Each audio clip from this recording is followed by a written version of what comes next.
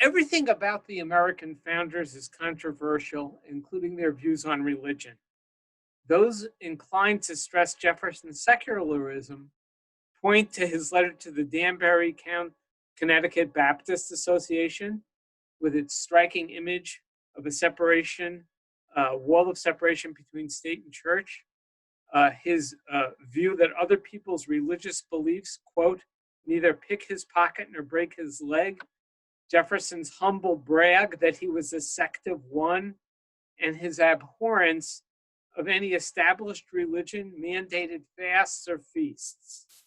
Those inclined to minimize Jefferson's heterodoxy point to his view of Jesus as the greatest teacher of morals, beating even Socrates in a column-to-column matchup, his preoccupation with religion, evident above all in his letters to Benjamin Rush, the famous physician and scholar, and John Adams, one of the great frenemy pairs of all times. As Edwin Gostad, a great historian, said, when Jefferson and Adams resumed their correspondence after years of alienation, they agreed not to talk about religion and then discussed almost nothing else. Even Jefferson's famous wall of separation was really elevated to a constitutionally important principle only in 1947. So there are thousands of books about Jefferson. I have no hope of contributing to that debate, but I'd like to say a few things about the Jefferson Bible in the background of the modern world. Jefferson needs no introduction, but the same can't be said about the Jefferson Bible. Titled The Life and Morals of Jesus of Nazareth, produced around 1820, Jefferson constructed this book primarily for his own use. Not only did Jefferson exclude the Old Testament, which is about 2/3 of the Christian Bible by size, he excluded the letters of Paul, which is about 1/2 of the remaining New Testament by size. If the terms Old Testament and New Testament great, I do know that most modern Bible scholars employ Hebrew scriptures and Greek scriptures. But OT and NT are the terms the founders used and the ones that will help us frame their views and explore their tensions. A bit whimsically, I might say, it's worth remembering that in the 18th century, Jesus was still a Christian. By the end of the 19th century, Jesus was a Jew whose Bible was the Hebrew scriptures. But in this respect, Jefferson was a man of the Enlightenment, not in the 19th century with its quest for the historical Jesus, and certainly not a member of the 20th century Jesus seminar with its peculiarly conclave-like decisions over what Jesus said, didn't say, probably said, and certainly didn't say. Investigating which Enlightenment philosopher the founders cited most, Donald Lutz discovered that philosopher lived in the 7th century BCE, and his name was Mr. Deuteronomy. While scholars knew that the Bible was the most read, taught, disseminated, and commented upon text, that Anglo-American literacy always included biblical literacy, they didn't quite appreciate the use of the Bible, as historian Perry Miller's phrase that the Bible was in the very air they breathed, placed the Bible both everywhere and nowhere, and the last generation has seen a slew of books analyzing the actual use of actual biblical passages. One interesting thing, thanks to its relatively larger size, its focus on a particular nation, its delineation of specific political institutions, its central myth of exodus from foreign tyranny, the Old Testament was cited far more frequently than the New Testament in the Revolutionary era and early Republic. One notable exception to this rule was Jefferson, who thought the New Testament offered better prospect of rescuing, in his pungent phrase, the diamonds from the dunghills.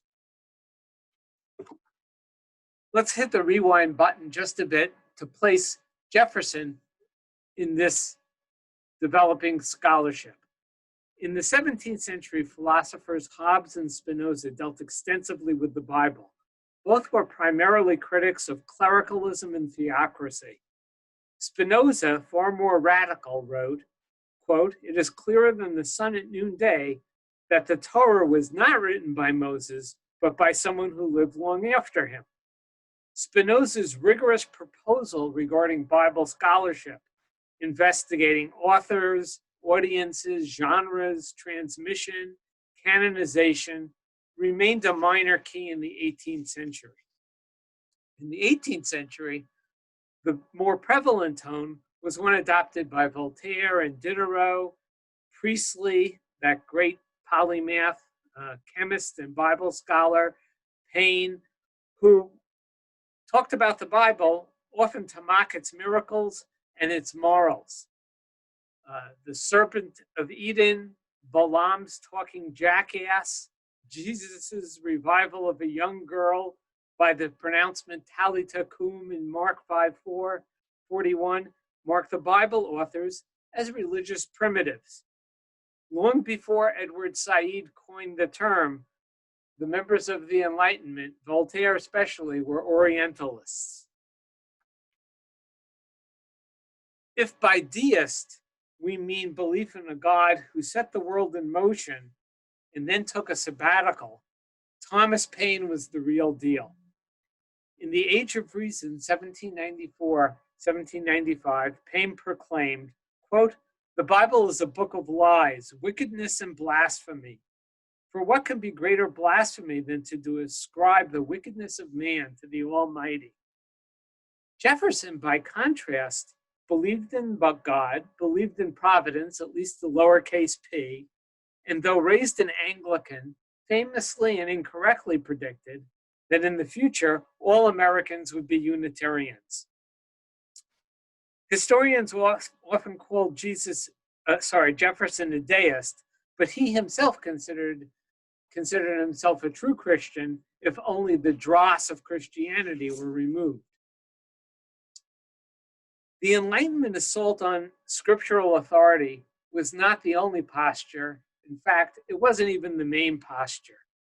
When Martin Luther called for scripture alone, this proved to be a short-lived demand.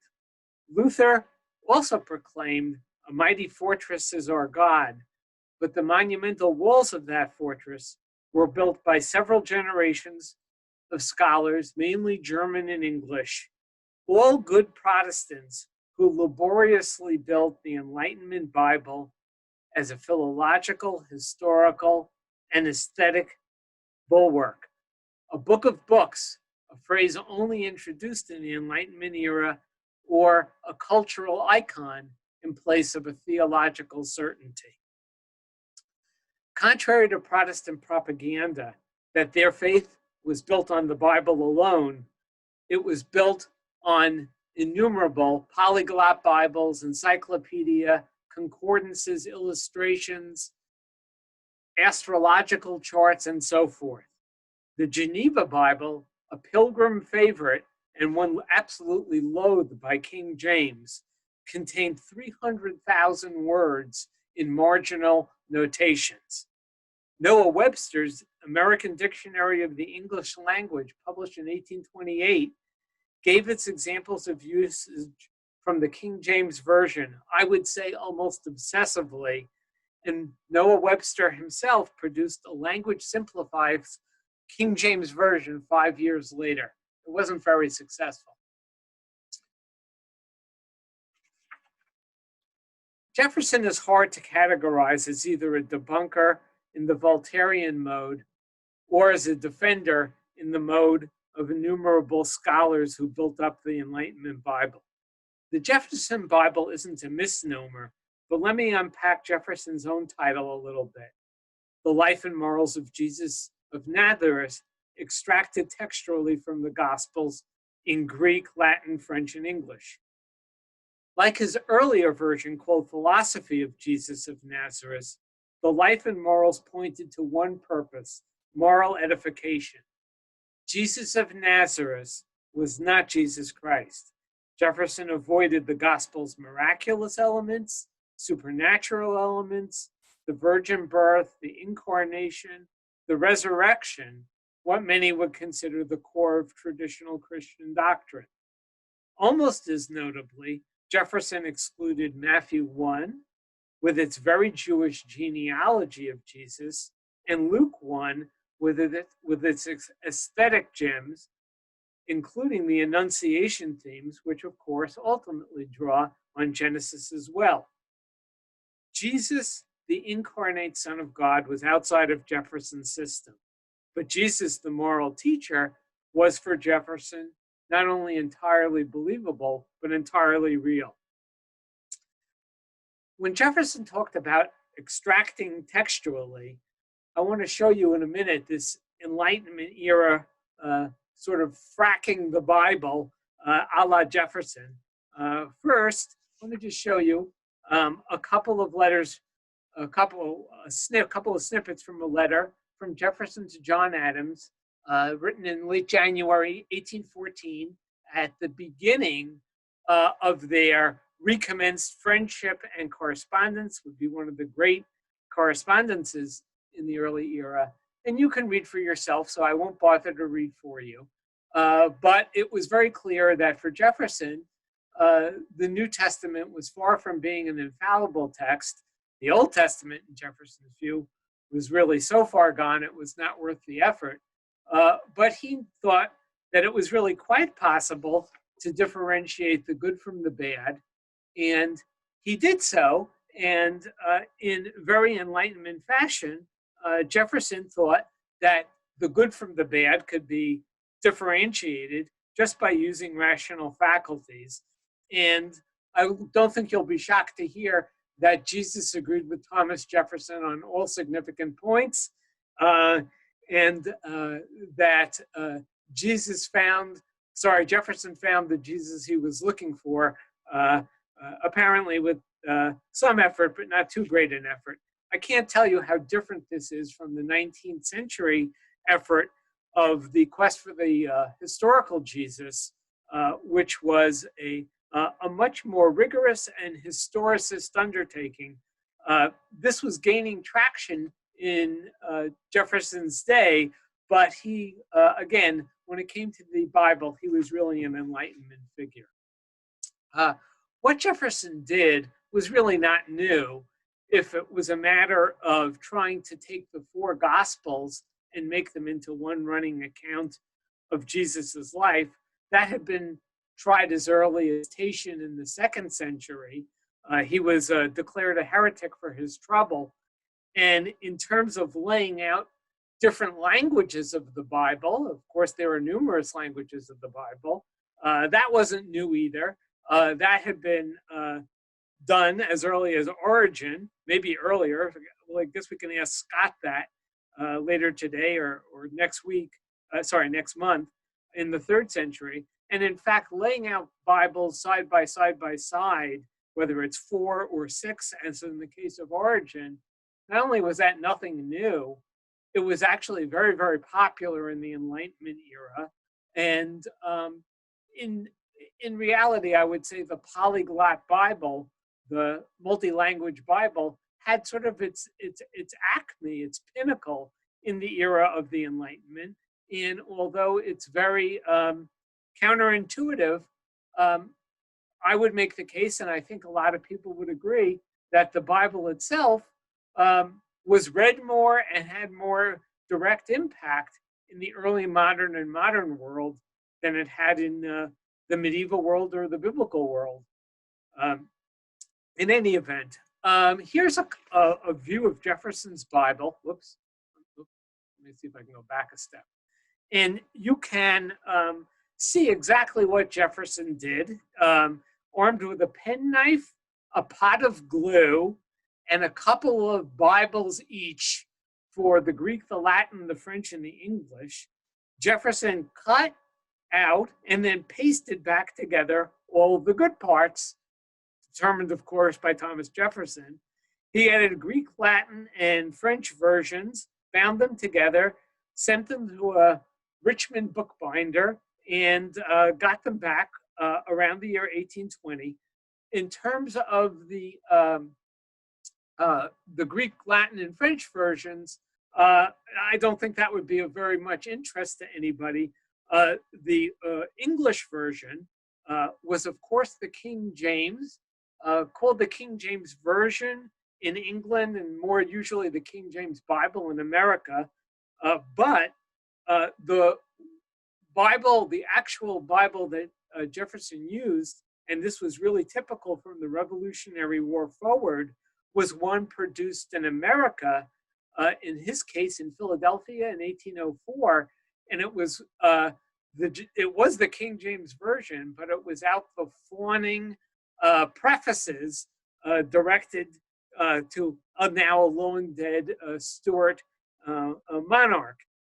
So the 1611 King James Version is already the quintessential American Bible, distributed in the millions by the American Bible Society, founded in 1816, led by Elias Boudinot, and it was supported by many prominent Americans financially and by signing their approbations, Jefferson included.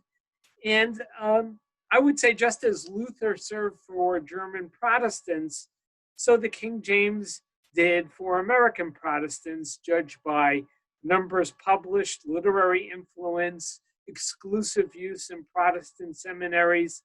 I think it's always a funny piece of trivia that even in 1917, when the Jewish Publication Society decided to make its own Bible, the 1917 Jewish Publication Society tried to sound like the King James Version, which was, I think, quite a trick for translators who are native Yiddish speakers.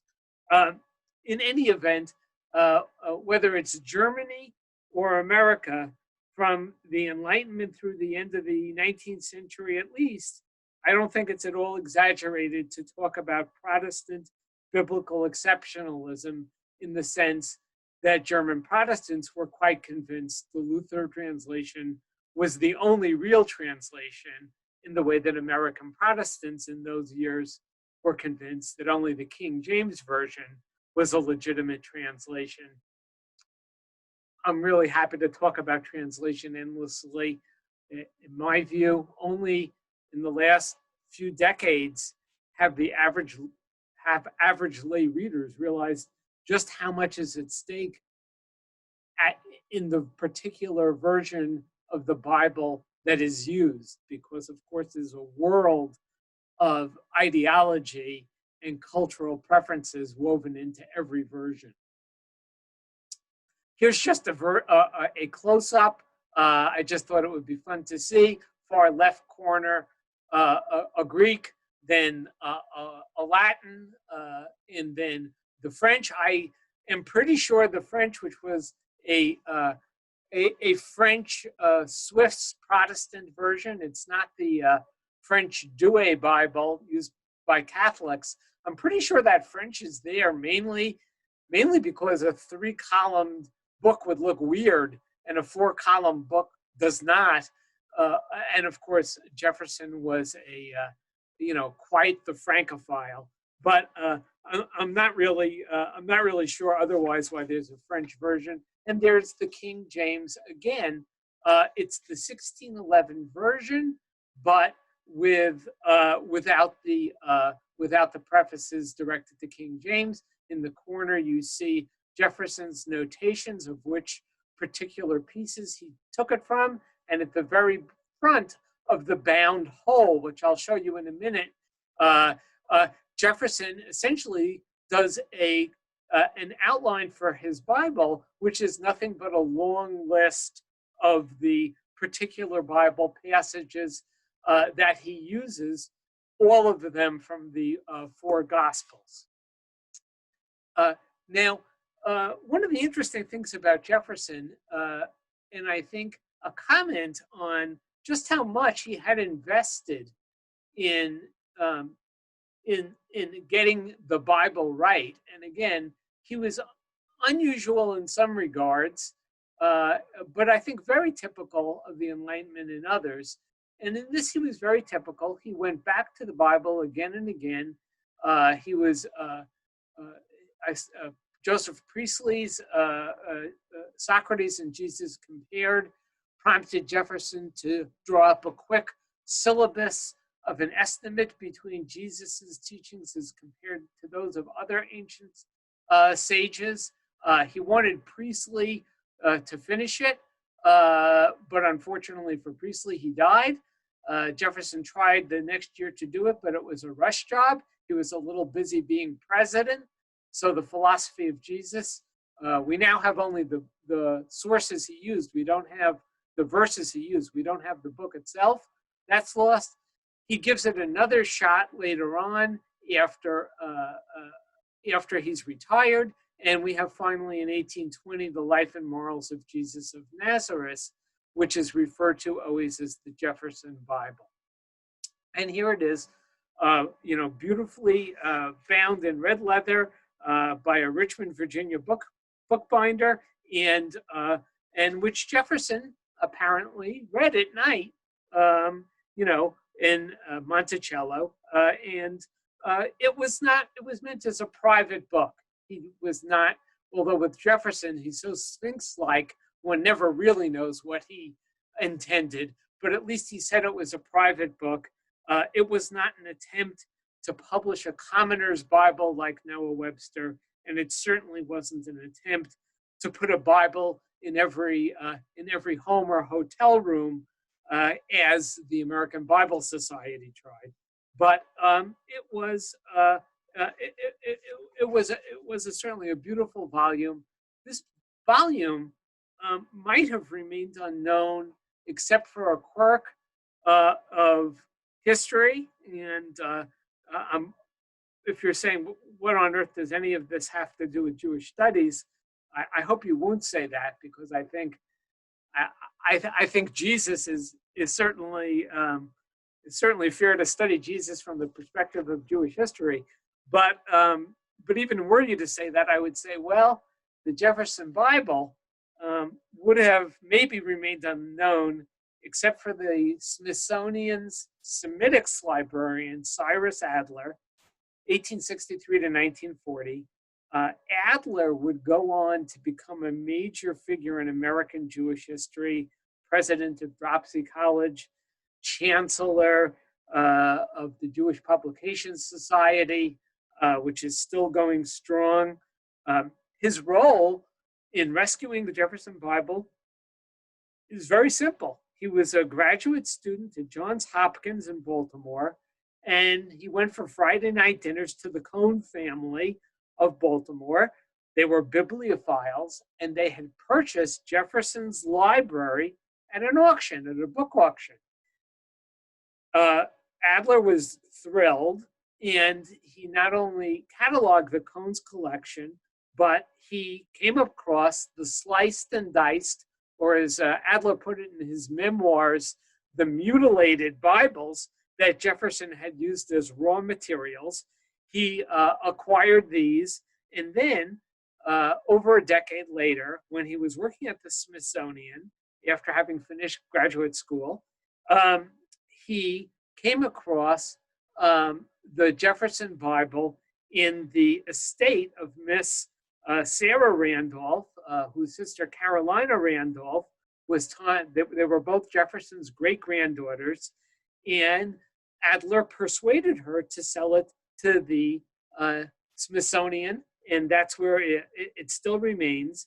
And this stroke of luck or of genius, however you want to consider it, was really something, because people found out about it. People asked for copies of the Jefferson Bible, wrote their Congress people. Congress decided to publish 9,000 copies, which were then distributed to congressmen and senators until they ran out in the 1950s. And all I can say is how amazing to think of this, because if you were in 2020 to try to advocate the republication of the Jefferson Bible, I think it's safe to say that whether it was the ACLU or the evangelical right, this proposition would be totally unacceptable. and I think would go absolutely nowhere. A final little note on Adler, and then we'll have some time for questions. Another slide or two. Adler was not from Oklahoma, but he was from Van Buren, Arkansas, just across the Arkansas River, and he was born when that area of Oklahoma was still called the Choctaw Nation. So I think that's kind of, well, fun. Adler's memorial, like Jefferson's tombstone, don't mention the Jefferson Bible. I think it's worth noting that Jefferson's tombstone doesn't even mention that he was president of the United States twice or the Louisiana Purchase. And I end on this slide, which I hope you will not think is overly funereal. And I certainly hope you will think that it's contrary to the always lively and always surprising story of the Bible's unorthodox role in the modern world, and it seems even in the American founding. So I think with that, I'll try to get out of this screen share and see your questions. Thank you. Okay.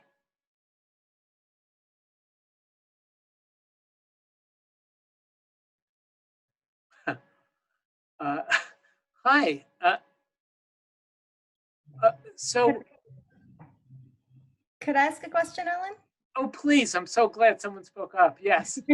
First of all, thank you. I love that. I don't, it's not something I know that much about. And I especially love that part of the way that it was preserved with Adler. That's a fabulous part of it. My question is about what you were referring to. I'm sorry if this is something that sort of is widely known, and I just don't know. When you said that in the 18th century, Jesus was a Christian, and then in the 19th century, Jesus was a Jew. Could you explain what you mean by that? I'd be delighted. And of course, I was trying to be provocative there. And successfully, in my opinion. Let me just say that you say you don't know much about this, but I don't know much about this either.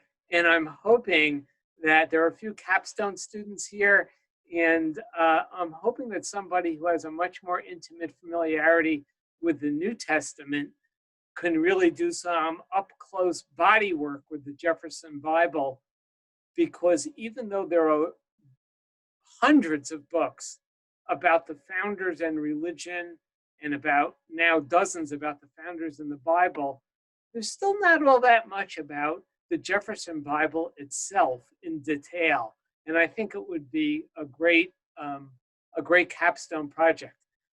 So my provocative comment was simply that up until the beginning of the 19th century, nobody really related to Jesus in academic circles or in religious circles as a Jew.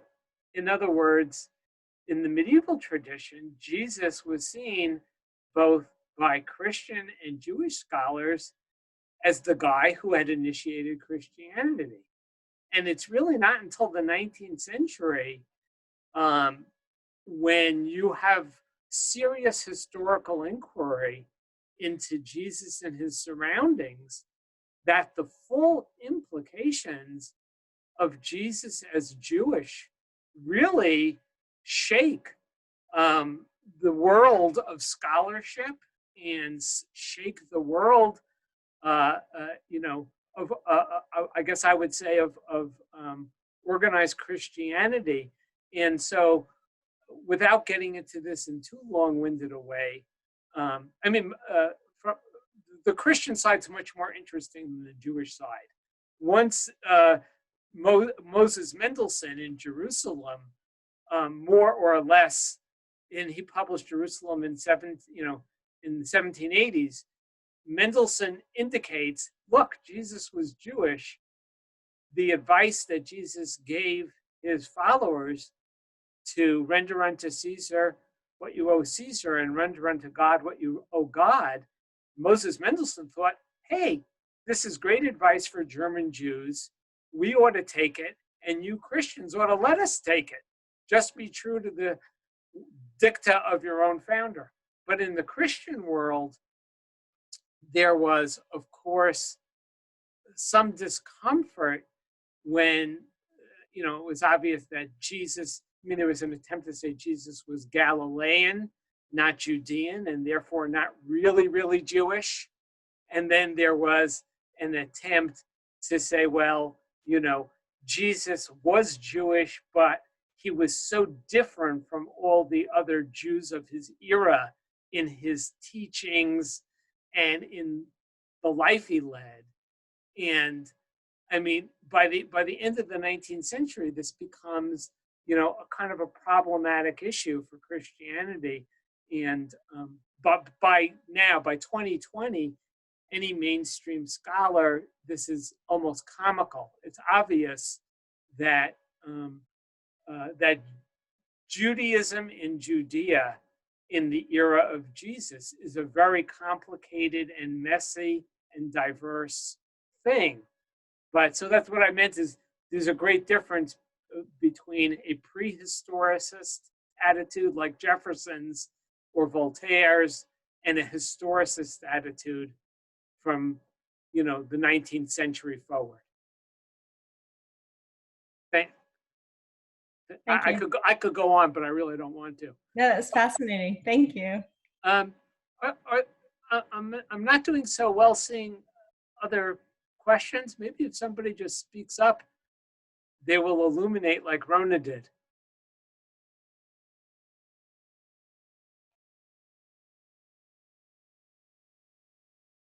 Oh, where is Adler's memorial? That's in Arkansas. I haven't gone there and visited yet, but I hope to. I just got that off of Google Image. Alan, I have a question for you. Yes, Martin. When you read it, I don't know.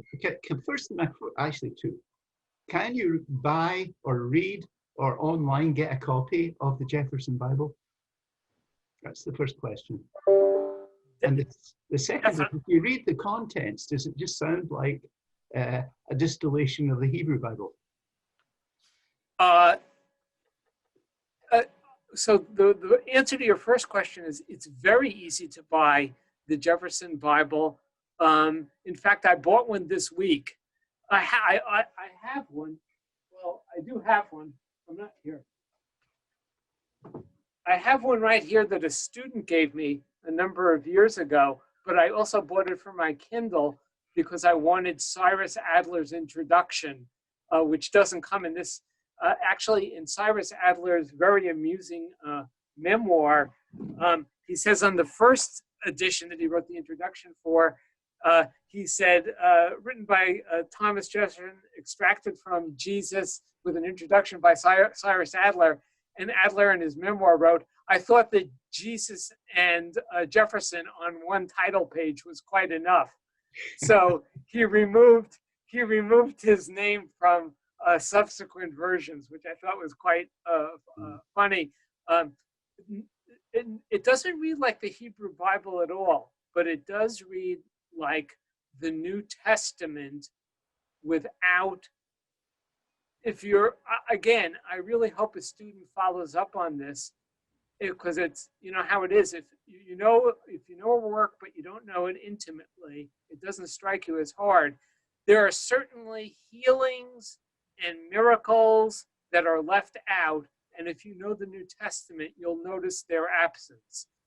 I don't know the New Testament as well as I'd like, but I certainly notice the absence of any kind of real beginning. It just starts with Matthew chapter 2, so you miss out on the genealogy of Jesus in Matthew 1, which is a very carefully constructed chapter, very reminiscent of the Hebrew Bible. And you also miss out on Luke with its wonderful, I mean, you actually, Martin, know this better than me, all the musical pieces based on the opening of Luke, the Magnificat, and other great pieces from the Western musical canon, those aren't there either. And all the Annunciation themes of the Annunciation narratives with Elizabeth and with Mary, those are not there either. So, and Jefferson, interestingly, had a pretty high tolerance for repetition. So the Sermon on the Mount which in Luke occurs on the plains, you get Sermon on the Mount plus in Jefferson, because I guess he liked the way Matthew and Luke put it so well that he kind of doubled down a bit and had a lot of Matthew and a lot of Luke, and Sermon on the Mount really kind of, I would say, kind of dominates the opening part of the Jefferson Bible. But again, the right person to really investigate this is someone who knows the New Testament as well as, say, you or I know the Hebrew Bible. Thank you. Thank you. I'm sorry, I'm not seeing if there are hands or questions, so just speak up, please, if you want to say something. It doesn't have to be a question. It could just be a comment. I was wondering if maybe you might be able to elaborate more on the Spinoza versus Jefferson portion of the talk that you mentioned, or I didn't exactly get what you meant by that one. Yeah, thank you, Kaylee. I wanted to suggest that the whole scholarship of the Bible, which in my opinion, modern scholarship of the Bible begins in the mid-17th century with Hobbes and Spinoza. I just wanted to suggest it went a couple of different directions. So Spinoza's direction, I think, is the one that ultimately prevails. It's a very rigorous scholarly approach in which, again, you investigate authors, audience, genre, transmission, scribal matters, canonization. That is, that ultimately in the 19th century becomes the way that scholars investigated the Bible. But in the Enlightenment era, the more common, I would say more common than Spinoza's approach, was the Voltairean approach of just holding up parts of the Bible for ridicule as being Eastern, Oriental, primitive, barbaric, not on the same level as the Greeks and the Romans, and certainly not on the same level as French philosophers. And so I'd say that's a different direction. And then, of course, there's the direction taken, and Spinoza, if you want to draw a line from Spinoza to the founders, I guess I would be, not in method, but in conclusion, draw it to Paine, in the sense that both Spinoza and Paine thought the Hebrew Bible was an ancient Near Eastern text. It was no longer relevant. It should be no longer relevant. It was totally produced by humans and had no divinity about it. And Spinoza was as clear as he could be about it without getting killed. And Paine was clear about it, and he did get killed, not physically, but by his critics, including people like John Adams, who were horrified by what Paine had to say about the Bible. So I was trying to place Jefferson as sort of like he's coming out of a tradition of different ways of approaching the Bible. And I guess I would say, I guess I'd credit Jefferson with being a sexton to himself. He certainly took the Bible seriously, but not literally. Thanks. I think you just muted yourself. I did, but thank you for clarifying that. That was really helpful. Thank you. Thank you. The excerpt that you showed online on the screen, did that have the Torah, Old Testament, as well as New Testament portions, or just New Testament? Thank you. I assume you're not Kevin. But I'm Tonda. My husband set it up. I'm so sorry. Hi, Tanda. Nice to meet you. too. No, Jefferson, and I think this is maybe be a good last comment. Jefferson only worked with the New Testament. You could say that he did that because he knew Greek and Latin, as most educated people did in that era, but he didn't know Hebrew. I don't think that's the real reason. I mean, if you could say that, I mean, Spinoza made some noises about that in the opposite direction. Spinoza only dealt with the Hebrew Bible, and he said, well, I don't know Greek. But I think Spinoza's real reason is that he didn't want to talk to a largely Christian audience and say, I think your book is as nonsensical as my book. And so, or not my book, since he no longer identified as a Jew in the community, he was excommunicated. I think Spinoza thought both testaments were fairly, dismissible, and he didn't want to say that. I think in Jefferson's case, it was less the lack of Hebrew than it was so much in the Old Testament or Hebrew scriptures that he found irredeemable that I think he simply didn't think it was possible or worth his time, and again, to be, I hope I'm not being snide or tongue in cheek, but the Hebrew Bible lacks a superhero. I mean, because even Moses and David and you take your best. Abraham, they're all full of flaws. They're all full of personal flaws. Whereas the New Testament, I think it has an advantage in that respect, right? So the simple answer is not really. It's this not so slim volume really. It's 82 pages long. It's actually pretty hefty. But it's all pieces of New Testament, and it's a little bit longer because again it has the 4 languages. It's a polyglot Bible, and because he didn't mind repetition apparently, because there are some pieces of Luke and Matthew that appear almost cheek to jowl. So thanks for the question. Thank you.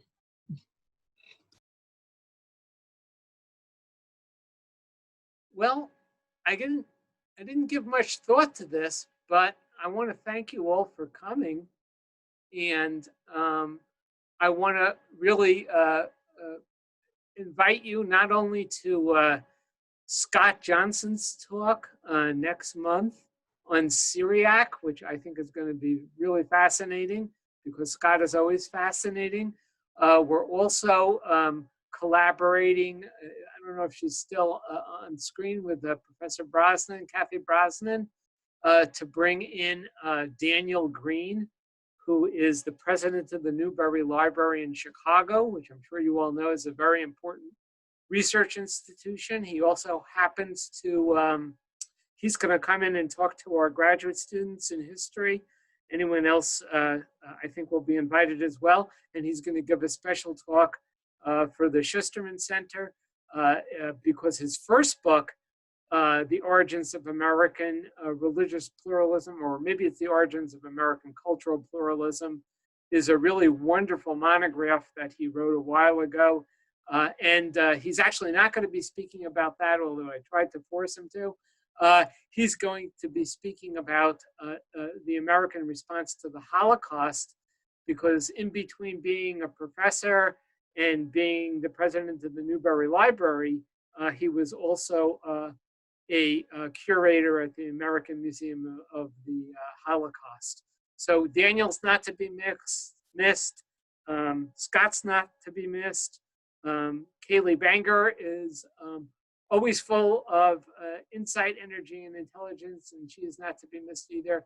So I hope to see you soon, and please be well, be safe, and anything you want to suggest to us, suggest it to me, suggest it to Trice, and we'll do our best to accommodate. So thank you very much, and, you know, have a great rest of your day and week.